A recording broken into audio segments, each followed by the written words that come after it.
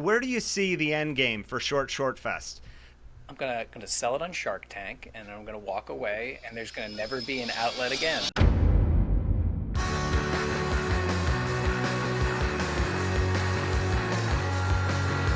Today we have the creator of Short Fest. He is a animator, voice actor, probably a raconteur, cheesemonger. We're about to find out.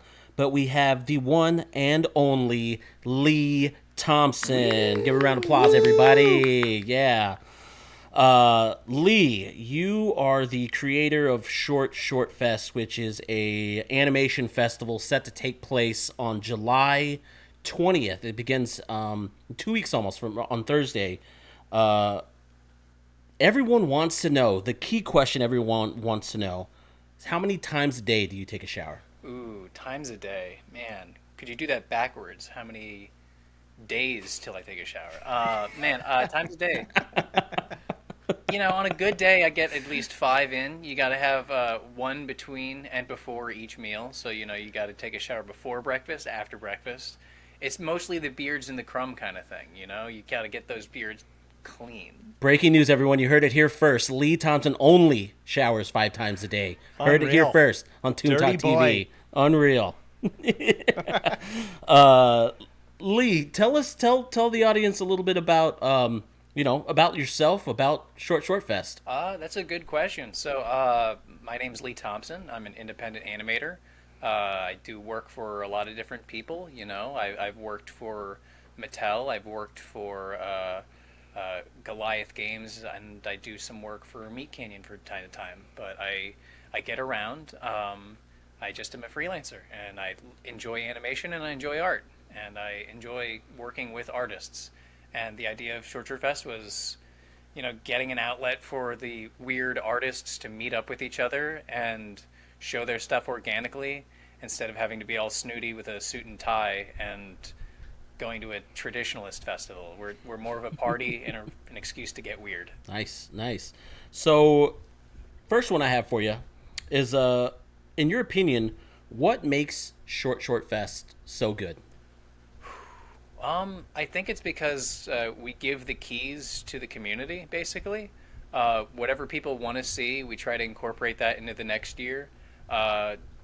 We're not a people's festival. We're an artists' festival. So whatever you guys want is what we try to make happen. Yeah. I got a question for you. There's, as you know, underground animation tends to get pretty weird and raunchy at times. Do you get a lot of weird submissions that you're just like, I wish I could show this at Short Fest, but I can't? So our main thing is we try not to censor, because it's a weird line. Like, once you start censoring things, then you very quickly take yourself too seriously. Right. But at the same time, you have to be safe, to just common thought, common decency. Yeah. The show that we do in Pittsburgh, because this is a 3-city touring event, we do a little bit more censoring for that because it's in a community park, so we don't get a bar or a venue to kind of take hold of. But there was one film one year that was extremely inappropriate, and fortunately we didn't have to say no to it because we already were at max capacity for films. So I've never nixed a film yet. So I've gotten close.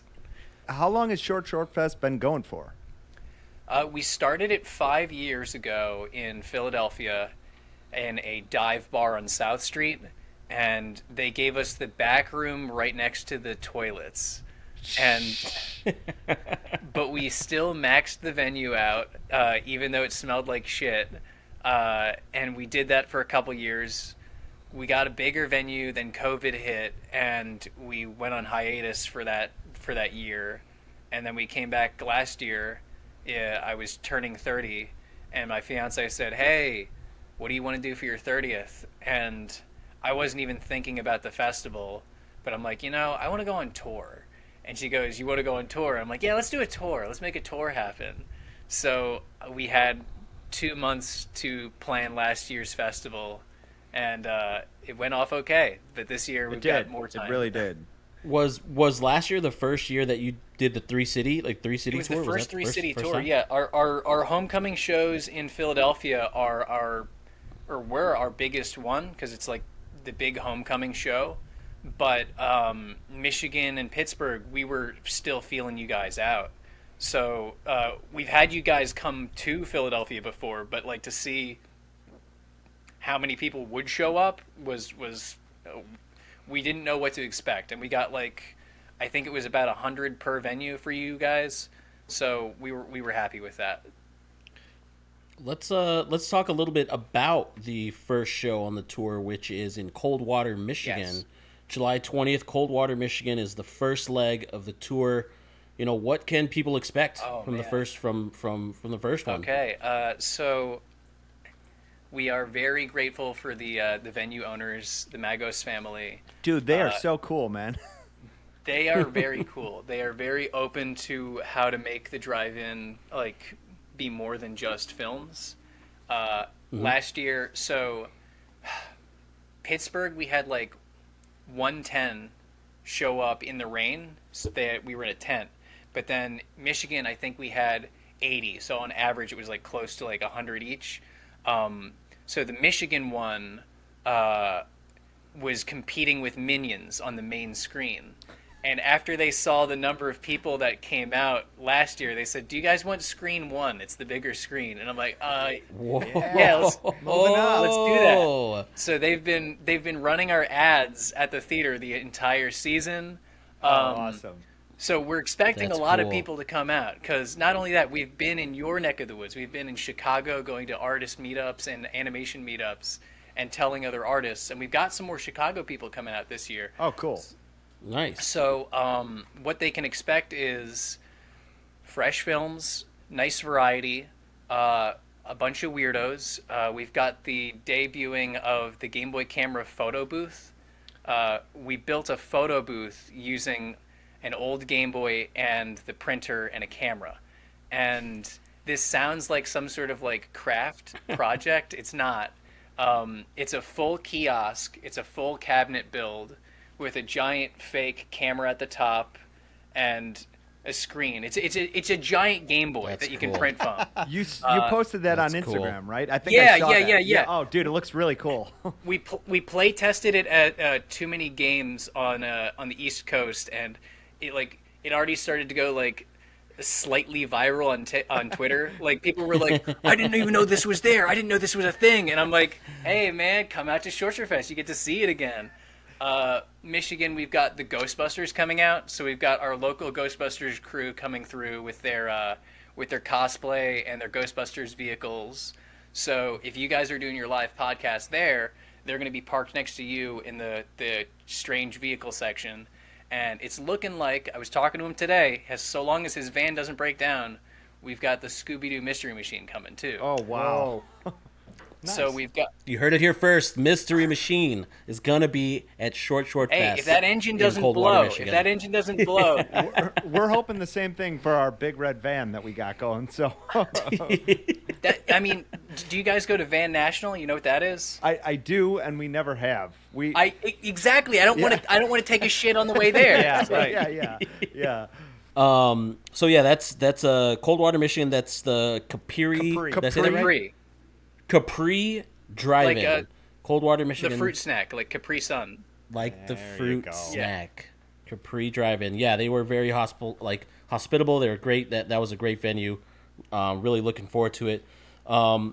Is there anything you're nervous about or more excited about on this leg than in previous years? Nervous and excited. So, as much as I help run Short Short Fest, it's the community that really drives and runs it, and I feel like that's a cop-out statement. That's like an artist council thing. It's the community. Yeah. But legitimately, there's stuff that we'll do in Michigan that wouldn't fly in Pittsburgh, and there's stuff we do in Philly that wouldn't be cool in Michigan. So it is really based off of like who comes out and what you guys asked for last year. Pittsburgh, they like to just sit down and watch some films and draw. They are very Chill. toast. Oh. Chill. General Yeah. toast and chill. Yeah, exactly. But Philly, they want to get drunk. They want to smash shit. Uh, they want to super smash shit. Yeah. They want to Yeah. super smash shit. Yeah. They go hard in the brawl competition.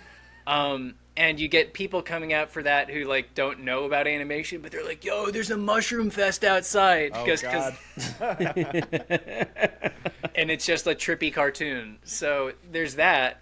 But then you have Michigan, and Michigan is like surprisingly, since it's like more Midwest, you guys are making it become like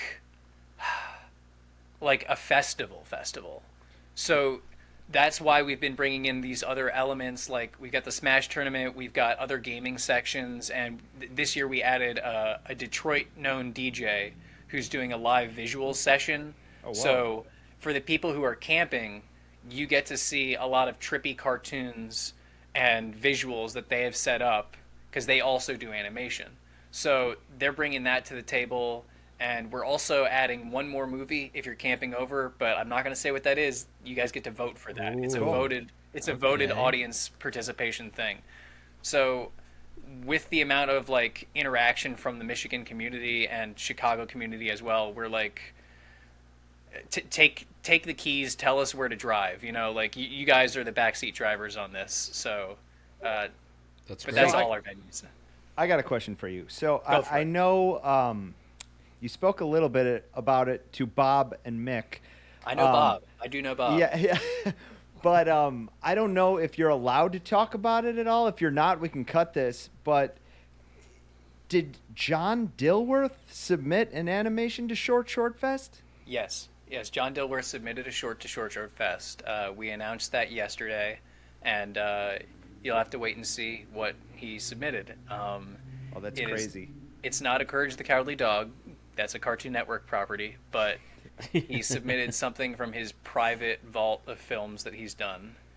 Oh, He's instantly hard. so is one of the cartoons. I'm not gonna lie. So that's wild So, that it's getting out to that well known of animators. Are you finding you're doing more promotion, or is it just kind of spreading more by word, or what do you think? Organically, yeah. Both Little both? actually. So I'd say that it's more from the organic side. In the past, we've tried like Facebook ads and Instagram ads, and we haven't really seen a good reception to that. So with our Instagram account for Short Fest, we made sure that it's not a business account; it's just a personal account.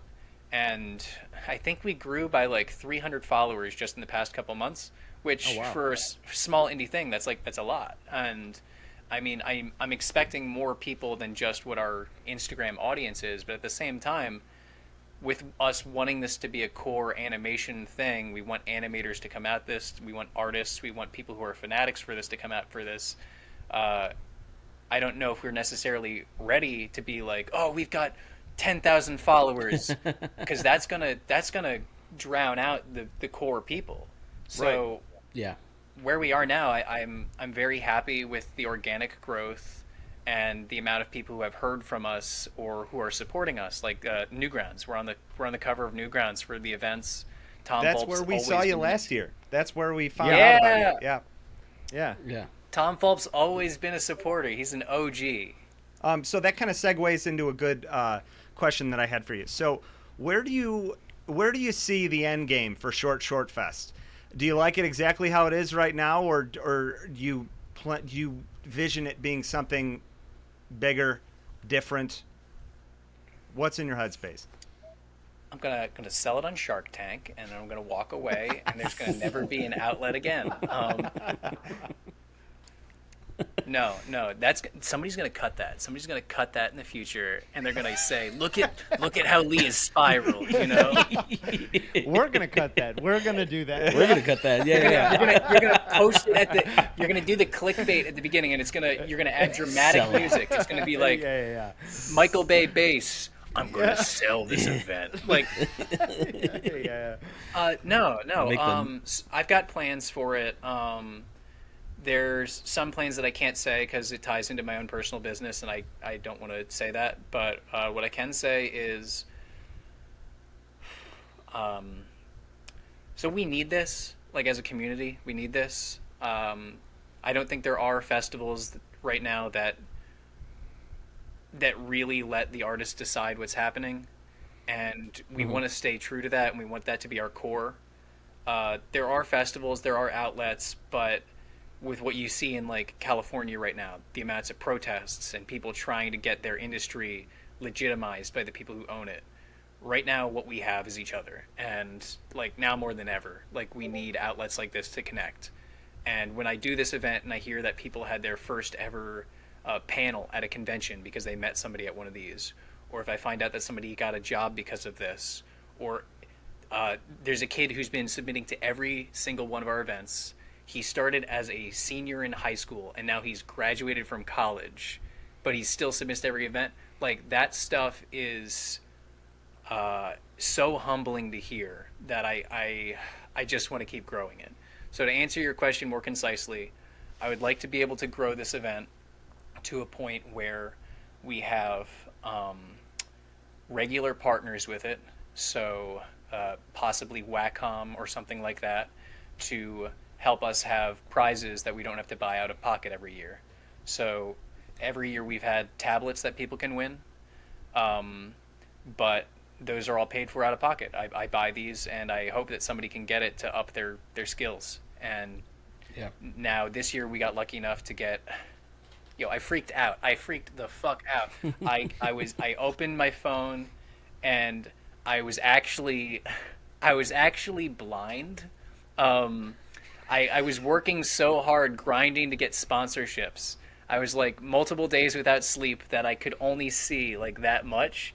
And I open up my phone, and it's an email from Toon Boom saying, "Hi, we would like to help you with your event. We will be giving you 3 one-year subscriptions that you can have at the event." And Get I'm like, outta "Oh here. my god!" Get out of here. That's amazing. Right there. So that was like 3 months ago, and that was like enough of a push for me to go like, okay, we're on the right track. And years down the line, I'd like to still be doing that. I'd like to be working with Toon Boom. I'd like to be working with Wacom. I'd like to be making more connections for artists and have these companies that are artist-based companies to be working more directly and having more community PR like this. Well, hey, Lee, I feel like last year we were one of those creators where it was just super. I mean, we bust ass to make cartoons, and it's really cool to watch it on a big screen with a huge audience live with a bunch of people who are like-minded like you. So I think we were part of those believers that came and had a great time being there, and we'd love to get it out to more people's ears and eyes too. So, well, I'm happy to have you guys back. Anytime there's artists that are returning, it's phenomenal. It means the world to me. It's the only reason why I do this. If people don't want it, then I'm not going to do it. And if it's working, if it's an outlet for people, I'll keep doing it. And next time, it's sold out. Capri Drive-In. Like, it's just it's only there for the festival. No movies on the side. It's just packed. Both screens, man. Both screens. Yeah. We'll see, man. You never know. You never know.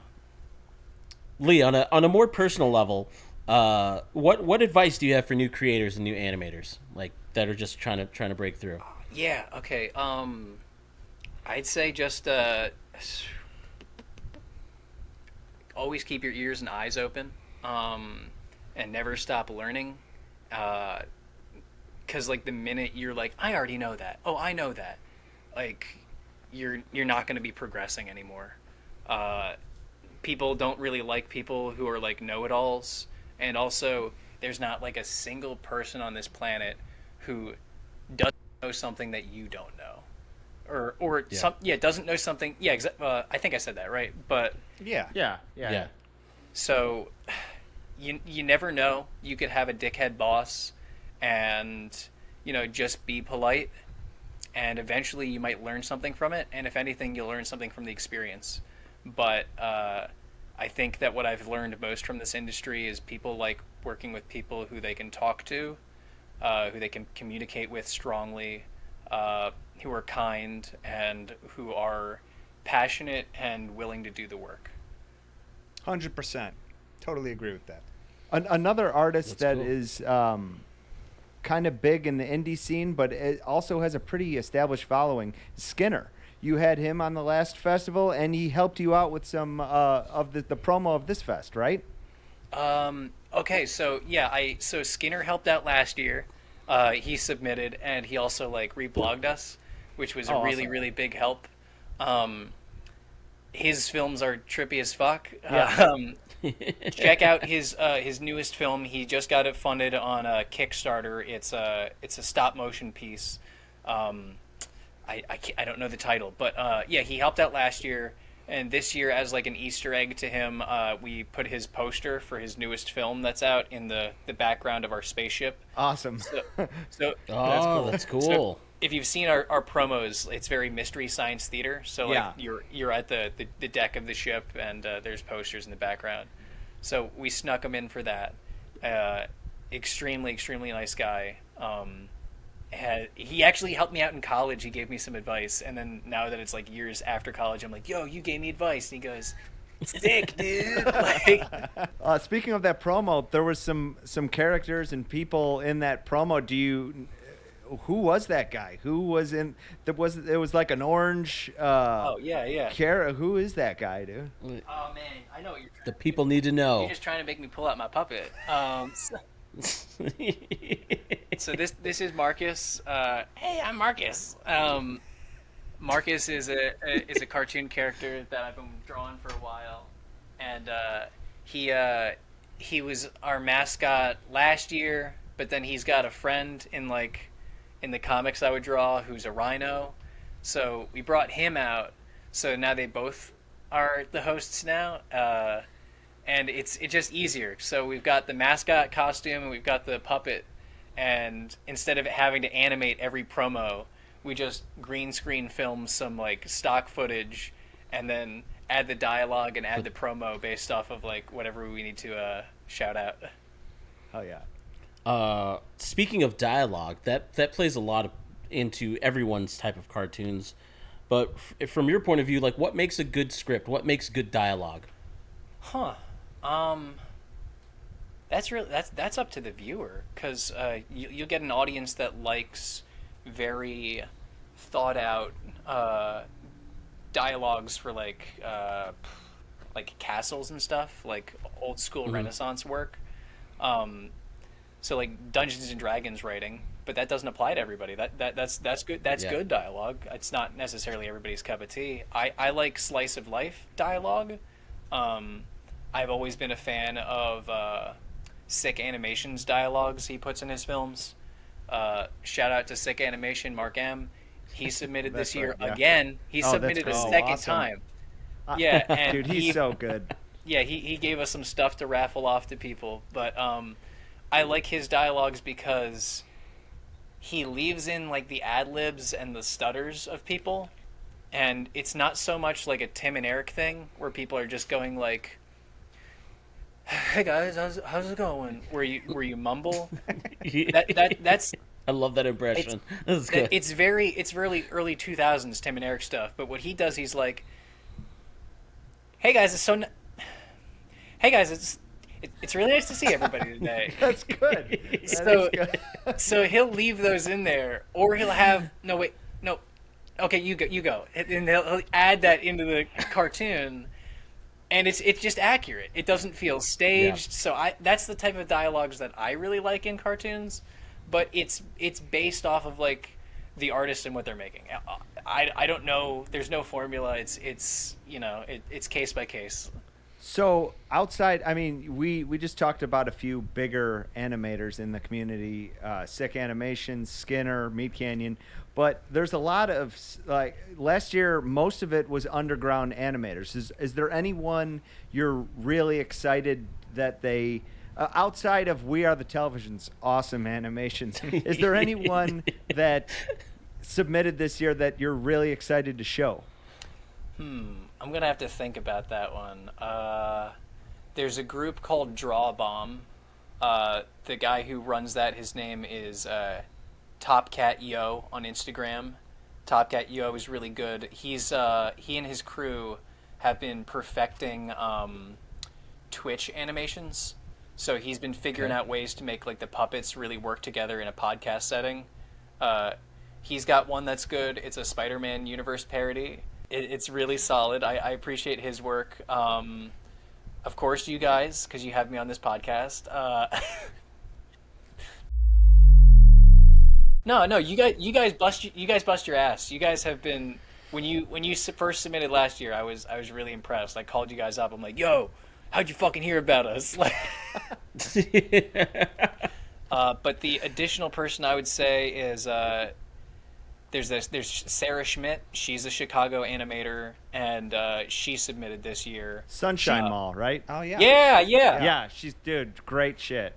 Great shit. And Shiny Doggy. She's a good dude. Here's the thing. You're like we gotta reverse. We gotta rewind this a little thing. You're like, hey, what indie artists are you a fan of? Well, we gotta reset and say, what's your definition of indie?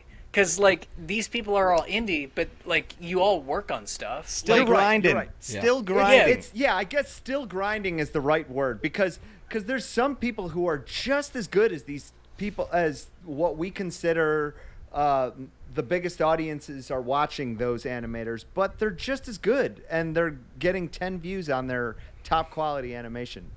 Well, which is why you're here, dude. A lot of these putting out a fest. A lot of these people also work with really big names. So the fact that like people hear about this and come out, like I'm really proud that it's still an indie event, you know? It's like old school Bonnaroo. Like you can go and chill with like Leonard Skinner in pit like before they actually go on stage kind of thing. Like that's what I'm really happy about with our fest. So it's indie, bigger people come through. Like I never know who's going to show up. It's whoever wants to show up. But it's really nice that this is a watering hole that everybody can drink from. Guys, we got anything else to add? Anything else you want to pick Lee's brain about? Lee, if you could say, if you've got a one sentence pitch on someone who's never heard of Short Fest and you want to tell them about it, what is that one sentence? Okay. It's the fest that hands the keys to the artists. That's what happens. Lee, thank you so much for hopping on the pod and joining us today. We really appreciate having you. Everyone, once again, Toon Talk TV, check out Short Fest. Again, if you're new to the channel, like, follow, subscribe. We'll catch you guys at Short Fest. 20th Capri Drive-In, 21st Pittsburgh, and 22nd Philadelphia. There you go. All right. See you guys. See you, Lee. See you there.